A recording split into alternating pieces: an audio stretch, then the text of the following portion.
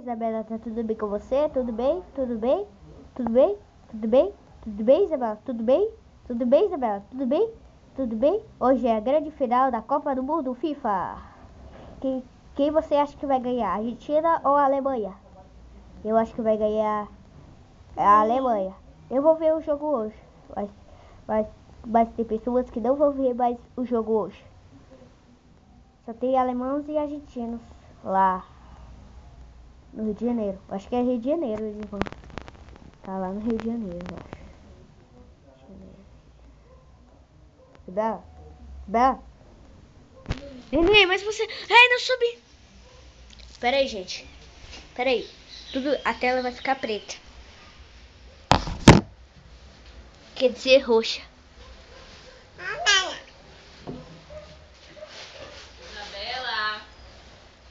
Não tá acontecendo nada, não. A tela ficou roxa. Oi, neném. Vem. Oi, ela deu os primeiros... Ah, não os primeiros, não. Mas ela tá dando muitos passos, né? Olha aí, ó. Agora vai ser gol. Os bonecos vão atrapalhar. Vou atrapalhar o jogo.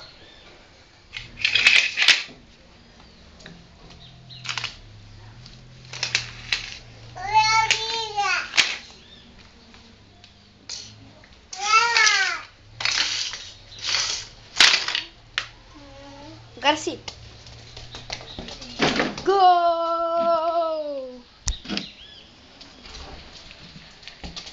Gol! Gol! Oh! Vai, Isabela, chuta a bola, futebol.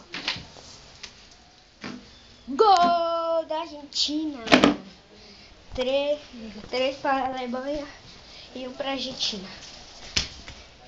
E a Isabela vai pisar na bola. Gol! 4-1. Vamos, Isabela. Chuta a bola. Gol! 2-3. 2-3.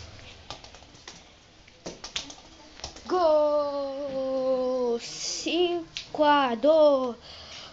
2 para a Argentina e 5 para a Alemanha. Vai, gol! Isabela fez gol! 3-3. Foi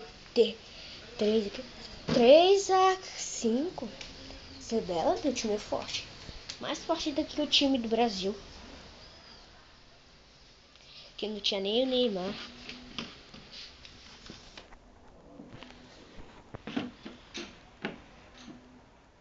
Isabela, faz o gol.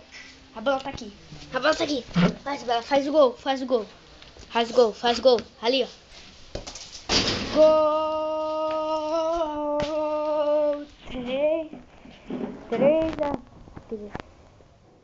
3-5.